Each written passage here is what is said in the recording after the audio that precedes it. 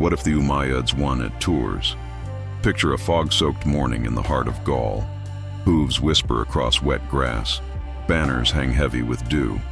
On a low ridge near Tours in 732, two worlds stare at each other through the mist. To the south, seasoned riders from al-Andalus, mail coats slick with rain, crescent blades catching the first light. To the north, the Frankish line, thick shields, spears set, faces carved by cold wind and prayer. In our timeline, the hinge turned one way. But what if, on that morning, the hinge snapped the other way, and the road into the heart of Europe swung open? Let's anchor ourselves in what really happened. The Umayyad Caliphate had surged across North Africa, crossed the strait into Iberia in 711, and in a matter of years, al-Andalus rose where Visigothic Spain once stood. By the 720s, raiding columns pushed over the Pyrenees into Aquitaine, testing strength, testing wealth, testing maps. The Frankish world was divided, brittle in places, stitched together by warlords and old Roman threads. In 732, under the governor Abd al-Rahman al-Ghafiqi, an Andalusi force moved deep into Gaul. Charles Martel, the Hammer, met them near Tours. The fight wasn't a neat clash of civilizations. It was a hard, ugly contest of endurance and surprise.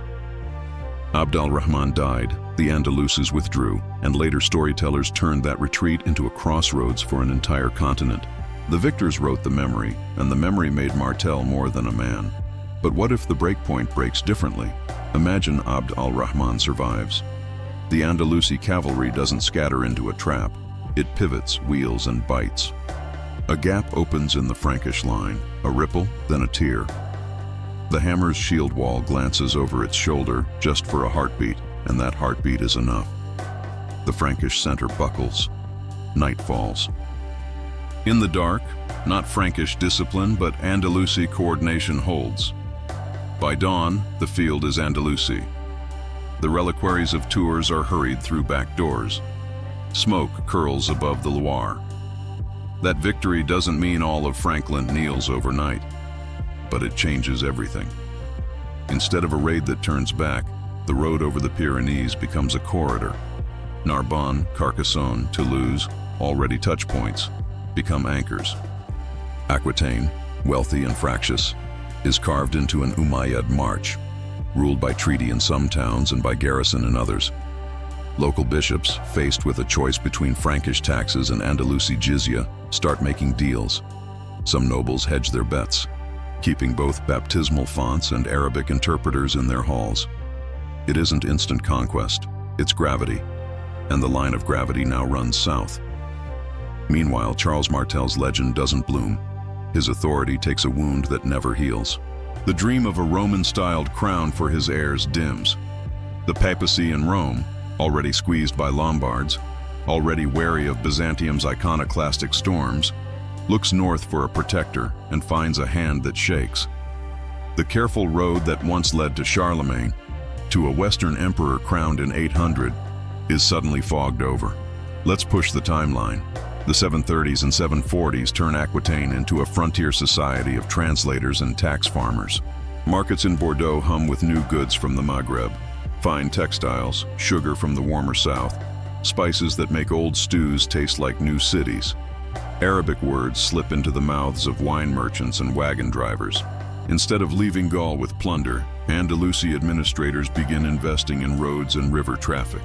They learn the rhythms of Atlantic tides, the moods of the Gironde, the stubborn habits of Basque pilots. Mosques rise near old churches, not to replace them, but to stand beside them. Each bell and call to prayer, marking time in a shared sky. Then comes 750, the Abbasid Revolution, the end of the Umayyads in the east. In our timeline, a lone Umayyad prince, Abd al-Rahman, escaped to Iberia and forged an independent emirate. Here, his escape is not a quiet seed, but a blazing standard. When he crosses into al-Andalus, he enters a realm not perched only on the edge of the Pyrenees, but stretched into Aquitaine.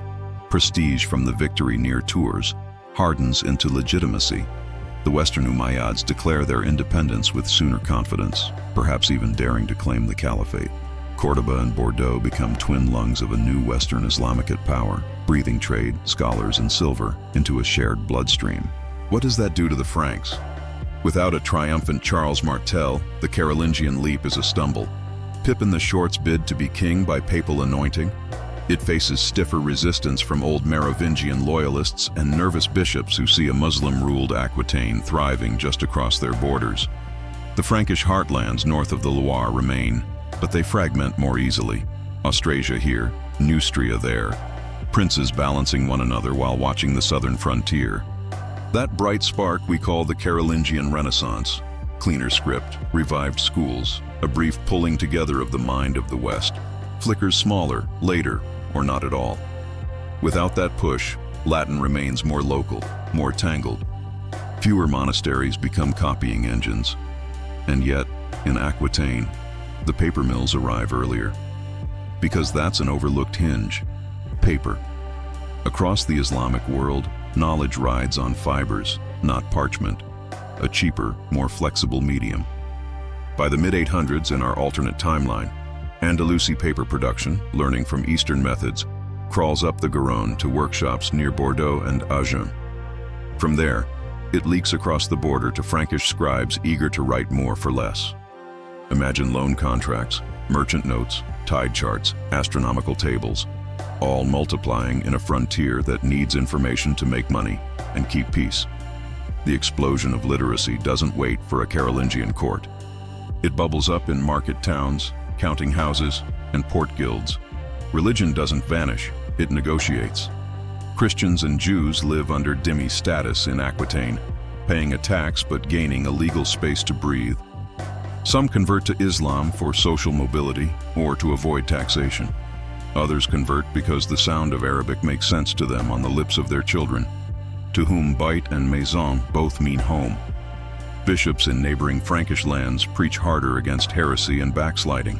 Meanwhile, the papacy, boxed by Lombards and with no Charlemagne to rescue it, leans back toward Constantinople. That old Roman axis, frayed by language and theology, is retied out of necessity. The emperor in the East, even in iconoclast phases, becomes a shield, less loved, more needed. The dream of a distinct Holy Roman Emperor never materializes. The West never grows a single crown large enough to carry the Roman ghost. Now add a storm from the north. The Vikings arrive. Monasteries burn. Rivers become highways for dragon-proud wolves. How does our altered map cope? The Frankish principalities are still hammered, but Aquitaine under Andalusi rule isn't helpless. It has the advantage of maritime eyes, Maghrebi shipwrights, astronomers who chart the night, pilots who understand how to read a coastline like a book. The Andalusi Aquitanian government funds coastal watches, hires Basque seafarers, and builds river booms on the Garonne. Some Viking bands raid Bordeaux anyway. Rich targets call like sirens, but face disciplined Andalusi cavalry on dry land and newly armed river patrols afloat. Sometimes frontiers make unlikely friends. We might see treaties inked with certain Viking clans, turning raiders into guardians of specific estuaries in exchange for silver and trade privileges. The North learns to bargain with the South, and the South learns to speak to the North in the only language the North respects: profit. Culture bends and braids. In the 9th and 10th centuries, a court in Cordoba that was already dazzling in our reality now stretches its hand into Gaul. Poets in Arabic praise the fog of the Loire. Romance dialects absorb swirls of vocabulary. Auberge meets funduc. The inn and the caravanserai sharing a courtyard. Architecture sprinkles horseshoe arches through markets from Toulouse to Tours, while old basilicas keep their stone ribs intact. Musical traditions mingle, stringed oud and Frankish lyre. Men of learning cross borders to argue about Aristotle and Augustine and al-Khwarizmi in the same week. The decimal numerals, so nimble compared to Roman ones, slip into merchants' ledgers even faster. Zero finds a home in Bordeaux long before it comforts a clerk in Mainz. Does this front-loaded fusion mean a European Renaissance begins earlier? Not exactly. It means the Renaissance doesn't belong to a single place. It blooms along a frontier. Knowledge jumps the fence, gets its boots dirty, and earns wages in ports and fairs. The Champagne fairs still rise, but their contracts now mirror Andalusi commercial law. Bills of exchange become common enough that a farmer's son in Poitiers might hold one before he holds a sword. The idea of Europe as Christendom slips. The idea of Europe as a marketplace and a conversation grows. Okay, but what about the big symbols? The Crusades, the Reconquista, the crown in Aachen. Without a Carolingian emperor, the political will to launch a massive, coordinated crusade eastward is weaker. The call to arms that, in our timeline, rang out in 1095 from Clermont might instead be provincial and inward, a series of border wars to reclaim Tours or stabilize Burgundy. The very word crusade may grow up first as a campaign slogan to push the frontier a river's length north, not as a tidal wave marching toward Jerusalem. When the idea does turn east, if it does, it is channeled through a different papal-Byzantine relationship, perhaps with more coordination and fewer Frankish crowns elbowing for glory. The Reconquista, it's reshaped from the start. With Aquitaine firmly in the Andalusi orbit, Christian pushes from the north don't stab straight south through Iberia. They probe diagonally, testing the Loire, the Auvergne, the seams of Burgundy. Iberia remains a contested mosaic, but the pressure is less concentrated, more political, less apocalyptic. Over centuries, the frontier moves, but it moves like a tide lapping at a complex coastline, not like a spear thrust into the heart. Science and agriculture soak into the soil. From the south arrive irrigation techniques, new crops, and subtler ideas. Rice is a gamble in Aquitaine's climate, but improved water management and orchard culture thrive. Citrus remains mostly Iberian, but pomegranates appear in sheltered gardens near Toulouse. The ceramic industry leaps, glasswork improves, and a scholar in Tours writes the first treatise on the astrolabe in a Romance Arabic blend that later historians will argue about for decades. Meanwhile, Latin script reforms lag without Carolingian minuscule. But paper and abacus-style accounting reduce friction in trade. It's an odd balance: fewer elegant manuscripts, more messy ledgers, and a richer world humming behind them. By the 11th century, the Western Umayyad realm, call it the Caliphate of Cordoba and Aquitaine, sparks rivalries and alliances from Lisbon to Lombardy. Italian merchants, bursting with ambition, don't have a monolithic Frankish state to fear or flatter. They deal instead with a flexible, wealthy Muslim power to the west and a moody Byzantine court to the east. Venice and Pisa grow clever on this chessboard. They sell timber for shipmasts to Andalusi dockyards, then buy sugar with the profits, then resell that sugar in markets where Lent complicates sweetness. In this world, deals beat dogma, until dogma finds a way to weaponize deals. Midway through this journey, I want to hear from you. If an Islamicate Aquitaine had normalized Arabic numerals and paper centuries earlier north of the Pyrenees, would Europe's commercial revolution arrive faster? Or would political fragmentation cancel the gains? Tell me what you think below, and if you're enjoying this alternate timeline, tap like and subscribe so you don't miss the next one. And then there's the map that never forms, the Holy Roman Empire. Without Charlemagne's coronation, the whole notion of a sacral empire stretching across Central Europe doesn't harden. German principalities, Saxony, Bavaria, Swabia, develop looser, wealthier, and perhaps more urban, with city leagues forming earlier to negotiate tariffs with Aquitaine. The emperor in Constantinople, less threatened by a Western counterpart, reinvests in Italian affairs. Ravenna might flicker back to life as an imperial outpost. The papal-Byzantine quarrels remain theological, yes, but practical needs keep the bridges from burning completely. The Great Schism still may arrive, but later softer, in a world trained to bargain. What about the Vikings' grandchildren, the Normans? In our world, they carve out Normandy, then vault to Sicily and England. In this timeline, Normandy still forms, but its ambitions bend south earlier, sensing opportunity. A Norman count might sell his sword to the Caliph of Cordoba and Aquitaine, becoming the unlikely captain of a Christian cavalry wing riding under a crescent in exchange for land and loot. Culture flows up the English Channel. Arabic loanwords land in Old Norman French. Shipbuilding tricks cross to English yards. Even the angles of the Bayeux tapestry might change.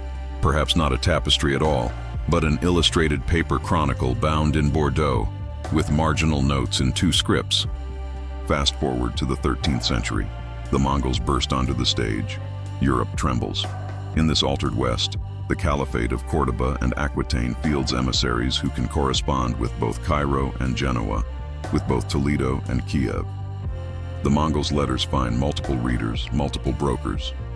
Trade routes flex. The Silk Road doesn't just terminate in Italian ports, it branches more vigorously into Aquitaine. The science of paper and ink that migrated west now meets the horse-borne networks running east. Maps improve. So does the ambition behind them. Then a quiet revolution with loud consequences. Compasses and better hull designs. The Atlantic begins to feel less like a wall and more like a difficult door. In our reality, the Iberian kingdoms, hardened by reconquest, drive the Atlantic push in the 15th century. Here, a Muslim-ruled Aquitaine and Iberia stand poised at the same threshold. But the motivations differ. There's no crusading momentum to sail west for God and gold. There's curiosity, trade, and competition with Italian city-states and North African ports. This might delay a single explosive voyage, but it spreads the urge to explore across more actors. Portuguese and Andalusi Aquitanian expeditions could jointly colonize Atlantic islands, turning the Azores into a lighthouse complex. A mixed crew of Romance Arabic sailors uses Andalusi star tables and Norman hulls. When someone finally reaches the Americas, it may be under a contract written in both scripts, with profit shares calculated using numerals that crossed the Pyrenees 500 years earlier than in our world. And if the Americas open through a bilingual door, colonization itself changes. Missionary zeal is less concentrated. Commercial pragmatism is more pronounced.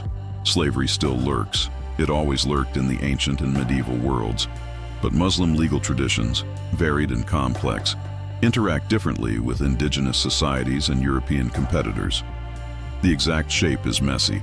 It always is. But the force powering the push is a network, not a monolith. Under all of this, identity shifts. Europe doesn't define itself cleanly against Islam. It grows with Islam inside it. The word West loses its hard edge. Philosophy courses in Paris, when they finally coalesce, quote Averroes not as a foreign sage, but as a neighbor from the old border towns. French, if we can even call it that now, carries more Arabic in its bones. Food tastes change. Law codes evolve in conversation with fiqh and canon. And maps, oh the maps, show the Loire not as a barrier, but as a seam. Would there be backlash? Always. Borderlands breed saints and zealots, Puritans and cosmopolitans. Some decades would swing toward tolerance, others toward fire.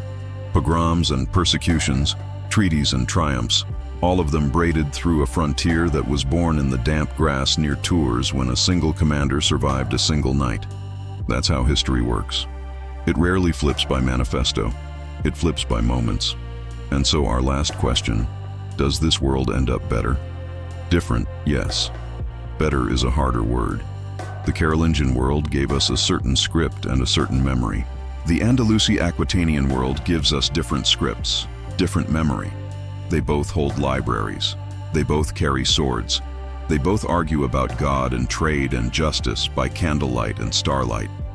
When the fog lifts over our alternate tours, merchants are already counting coins. Priests and imams are arguing the placement of bells and minarets. A Frankish mother teaches her child to say both bonjour and salam. And a young sailor watches the horizon, where an ocean still looks like a rumor. The hinge creaked. The door swung. We can't help wondering what waited on the other side.